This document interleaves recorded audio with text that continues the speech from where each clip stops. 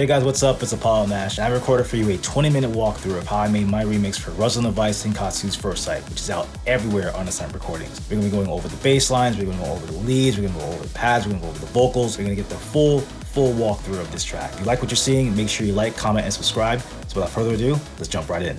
So the main lead actually consists of about 5 different layers, all of them from Spire, all of them playing the same notes, but they all have their own distinct sound, distinct texture that contributes to the overall lead sound that you're hearing in the track itself. So let's jump right in here. So first off, we have this mono pluck layer from Spire with a little bit of onboard processing, followed by one of my favorite plugins, RT20, to add a little bit of extra vintage flavor and color to the sound, a utility to kind of boost the volume a little bit, and I also added some EQ to roll off some of the low end as well as the top end, and I also added a boost in the top end to give it a little bit extra brightness, and it sounds like this. It sits right in the middle of the actual lead. Up next, we have this pluck Kiwi layer from Spire again, which is more of a Supersaw style pluck that I found. Also added some EQ to kind of roll off some low end as well as the top end. This is where we start to really hear that kind of Supersaw character to the lead. Up next, we have that same preset we saw, but we also modified it just slightly. It also helps to kind of create this big, epic type of character to the lead.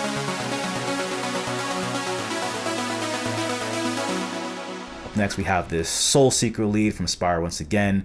Added some EQ to roll off some of the low end as well as some of the mids. Shaved off some of the top end, but also created a slight boost in the 7.26K range. And also added this Chorus Dimension D plugin from Arturia. Had it set to the 3 mode, and it was one of those plugins we just set it and forget it. And it sounds like this.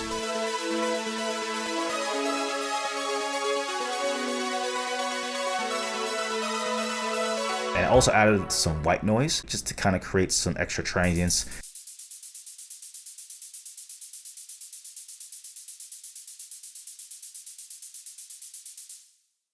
And now all of those sounds combined sounds like this.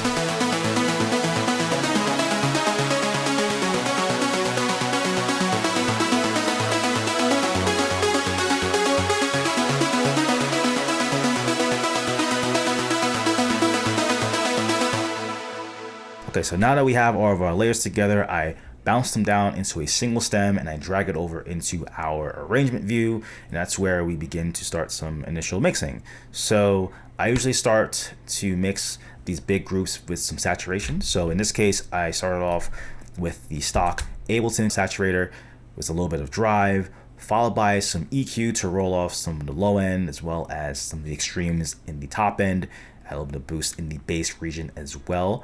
I added some EQ to remove some of the resonant frequencies I started noticing around the 2.5 kilohertz range. Added some multi-band compression to get some more control on the low mid-range region. And after that, I also applied some more EQ to add some air and some top end to the lead. And I also started to hear some weirder resonant frequencies. So instead of throwing on a Fab Q3, I decided to use Q2.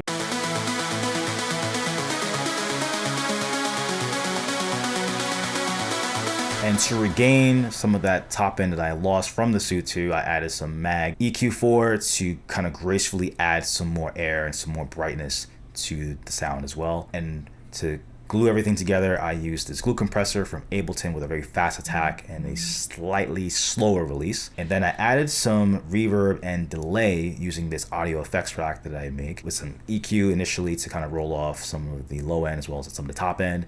And I used Valhalla VintageVerb to add some reverb. Actually one of my favorite reverb plugins at the moment. And then of course some additional EQ to kind of roll off the low end and some of the extremes in the high end after the reverb itself. Some compression to sidechain the reverb against the dry signal, so every time the dry signal plays, the reverb signal ducks out the way. And now we have a delay plugin from Kilohertz at the 3/16, and again some compression to kind of duck the delay signal out of the way as the dry signal plays. And we have this.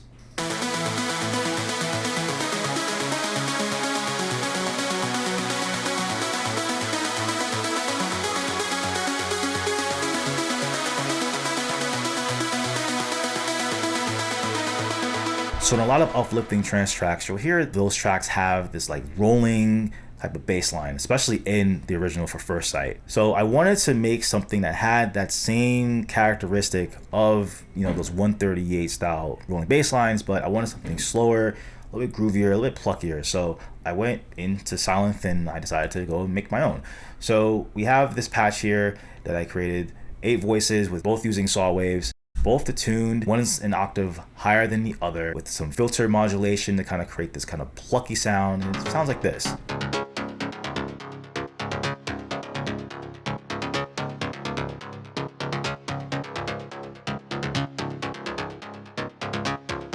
Followed by another patch from Silent again. This one is actually playing the sub bass, and this is also a stock preset from Silence. It's the Moog bass, and I also added some EQ to roll off the top end, so all you're hearing is really just the sub frequencies. All right, so now that we've gone over the bass in terms of what the sounds were used and how these synths were processed, we're gonna jump back into the arrangement view, bounce it out in audio, and we're gonna do some mixing on this. So for starters, we're gonna have this plugin from Matt Nash called DST. What's really cool is that there's 3 different modes of distortion, as well as the ability to control where each of the frequency bands are placed in your sound, as well as how loud and how quiet it is. Followed by a multi-band compressor to control the 200 to 450 hertz range. Felt that area was getting a little bit crazy, so I wanted to have some more control over that. Followed by EQ to roll off some of the sub frequencies. I did use the mid side mode for this, but since there's no subs in the sides, I just put it in the mid mode and just rolled it off there. Followed by a channel EQ to add some more weight and some more low end to the sound. So I added a low shelf to accomplish that feat. Then an ozone imager to increase some width in the top end as well as the high mids, and everything below 730 hertz was dropped all the way to mono. After that, we have a glue compressor to kind of glue and compress everything together so they kind of sound a little bit more cohesive. Then a multi-band shaper box plugin is here to kind of add some different characteristics to the actual side chains. So as we kind of go up in the frequency spectrum, the side chains is less drastic. And we have something like this.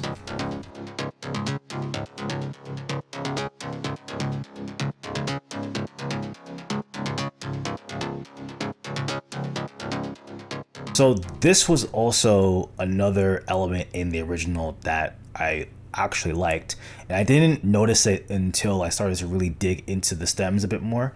So there's this chord pattern I really hear in the original that I thought was cool, but I don't think it really stood out as like a main character in the song. So I wanted to bring that out more in my bass line. So we have these saw stacks here, and I rendered them down to audio, and we start off with some EQ to roll off the low end and then also shave off a little bit of tippy highs. But I also still felt like it wasn't bright enough, so I added a bell curve to boost top end. Then I still felt like it wasn't bright enough, so I added a Mac EQ4 to add some additional air to it. And I felt like even with all those additional EQs, I felt the transients were a little bit too drastic, so I added a multi-band compressor to kind of tame those transients in the top end. And there was this weird resonant frequency I kept hearing as we were kind of processing the sound, so I kind of just notched that out with some dynamic EQ. Always nice to get rid of those types of sounds because it builds up as you're kind of mixing the track. And then a glue compressor to kind of glue everything together, and we have something like this. This cool, epic supersaw that I felt was going to sound really cool with the bass line. So there was a small motif / counter melody that you hear in the original that I felt sounded really, really nice, but I needed to modify it a little bit more, as we kind of went along with this remix. So I dropped in an emulation of one of my favorite synths, the Jupiter 8, and I added some portamento to one of the factory presets to add a bit of a gliding, kind of sliding effect to the notes, so it kind of feels like each note's kind of like gliding into each other as the sound progresses. So we start off with my favorite plugin once again, the RC20, to add some vintage flavor with the No More Boring Pads preset, followed by a decapitator from Soundtoys, a little bit of drive on the E mode with a little bit of low cut, as well as an adjustment with the tone. Then we have a Fabfilter Pro Q3 with some EQ here, a bit of a low shelf there, as well as some notching in some of these problematic frequencies that I found, as well as a high cut as well. Then we have this tall chorus plugin that I like to use every now and again on the 2 mode, dry wet at 20-30%, full stereo width there. Then we have a reverb and delay send with a Valhalla Shimmer, the reverb, a delay from H delay from Waves, one of my favorites, with the ping pong at the quarter note and the analog is set to 1. Yeah, it sounds like this.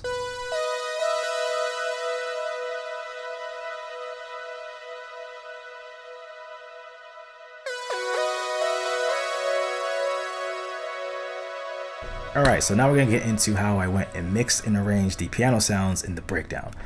So to start, we have 2 different renders here. One is playing the main chords in the main harmony, and the other is playing the main melody and the top line. Both are coming from Contact, but they're bounced down in the audio. So we have an EQ8 to roll off some of the low end and some of the low mids for the chords, followed by an SSL 4000G console. I like to use these emulations of these old school vintage consoles because they tend to have their own preset EQ curves built in, and it tends to bring out certain harmonics that I find to be very pleasing to the ear. So I have a piano clean preset that I started off with, and I just made a couple adjustments to the original settings. We follow that up with a Pro MB to get some more control over the low end as well as some of the mids. And then we have an auto filter to slowly bring in the chords as the breakdown progresses. Then we have a reverb and delay send, Valhalla Shimmer to get that nice dark long reverb tail for the chords, as well as an Echoboy to create some delay. And we have something that sounds something like this.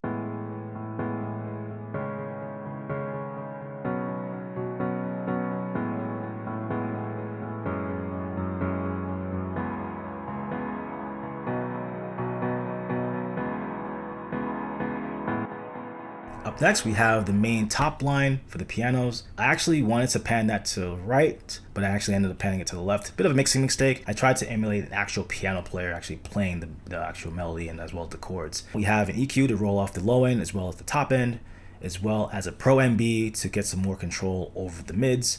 After that, we have a reverb and delay send again, Valhalla Shimmer to get that nice dark long tail, a H delay to actually create the delay, and we have something like this.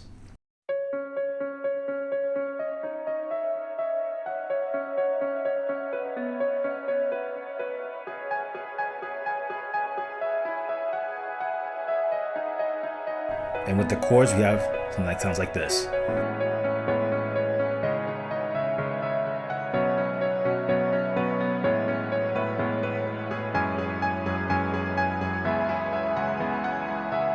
And all bias aside, I just think that sounds beautiful. So we have another element that's playing alongside the chords in the breakdown. You don't really notice it right away, but if you really pay attention, you really listen closely, you'll start to hear this one kind of like pluckish lead that's harmonizing with the chords. So we have this serum patch that has 2 different saw waves playing with an envelope on the cutoff filter, and it sounds something like this.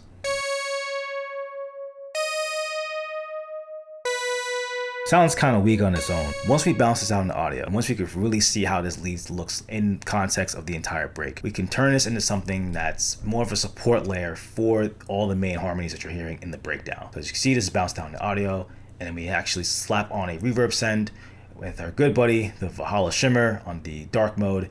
Then we have a Haas to add some width, as well as an EQ8 to roll off the sub bass, as well as some of the bass frequencies there. We have an auto filter that slowly opens up as the breakdown progresses, so the lead opens up as the breakdown progresses. And we also have a compressor at the very end to kind of push the lead in the background of the mix. And we have something that goes like this.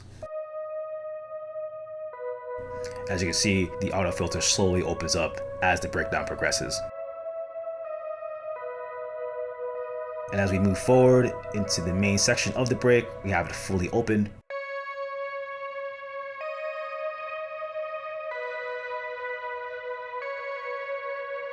Again, it's not one of those sounds that is forward and very much in your face, but it definitely plays a role in really emphasizing the main harmonies that you're hearing in the breakdown itself. So the vocals here are interesting because they feel like they're from a movie. So I didn't want to do too much processing on these. So especially for the female line that actually comes in, I more or less left those alone and I didn't really do anything crazy with those. So in terms of the actual processing, all I did was I just added an H delay here on a quarter note ping pong, then an Abbey Road type of EQ where I'm rolling off everything below 300 and a lot of the high end, and I actually have a compressor kind of duck down as the dry signal is playing.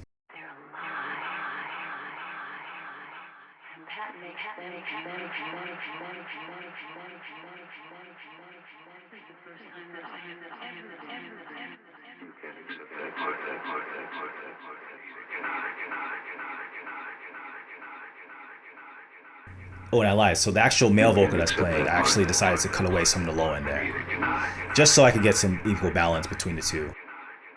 I decided to keep that one because I just felt there's like a bit of epicness that comes from that last part where he goes, "Bonita Kana," you know? It comes in later on in the outro, and I felt that line in particular just introduces the outro super well. And I was like, all right, let's keep it. Let's talk about some pads. So as you can see, we have 3 different pad layers here. This first layer is coming from Spire. This is a Injuna bass layer that I found in one of the Spire banks I have.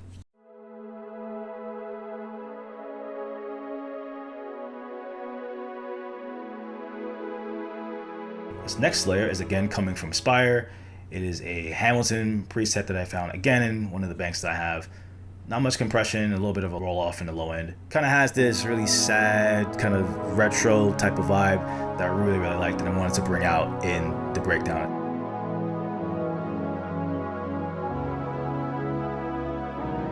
This next layer is actually very interesting. So it's not playing chords per se, but it's actually playing these double octave notes.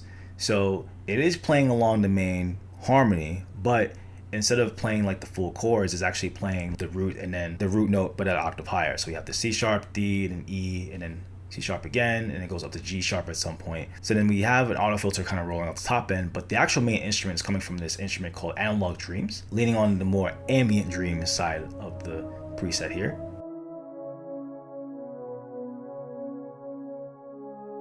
Again, with an auto filter rolling on the top end as the EQ, it's kind of taking out some of the sub. In terms of the actual mixing, there's not much going on here. So all I really did was just add an EQ to roll off the subs as well as some of the slow mids. And I also added a multi-band compressor to get some more control over the 150 to 1K range and a glue compressor at the very end to kind of glue everything together.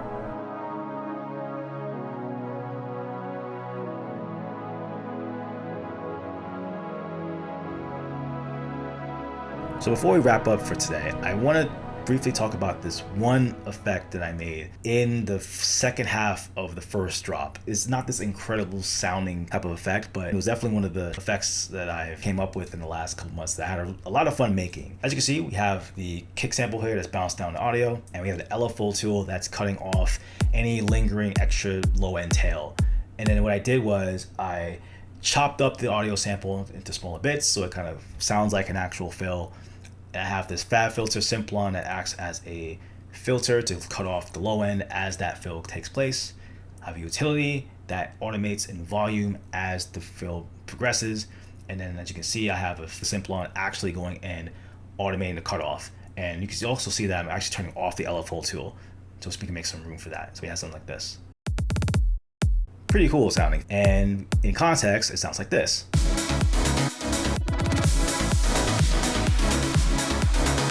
So to assist in keeping that little transition as smooth as possible, I wanted to make sure that all the other elements around it actually share the same rhythm. And you might have also caught and heard a wobbly type of synth that's playing alongside the kick. And all that really is just the Trance chords that we showed earlier. We just have an LFO tied to the actual filter. So if we go back to the bus, and we see that it's the LFO that's increased to 24.3 at a 1/32 rate. So again, this really helps to create a bit more cohesion with that section, and it's not just this random transition that happens to kind of introduce the second half of the drop. It actually just sounds cool. Thank you so much for checking out this walkthrough. If you want to hear the track in full, check out the link in the description. If you want to see more videos from me, make sure you subscribe to the channel, hit that bell notification if you want to be the first to know when my videos goes live. Until then, take care.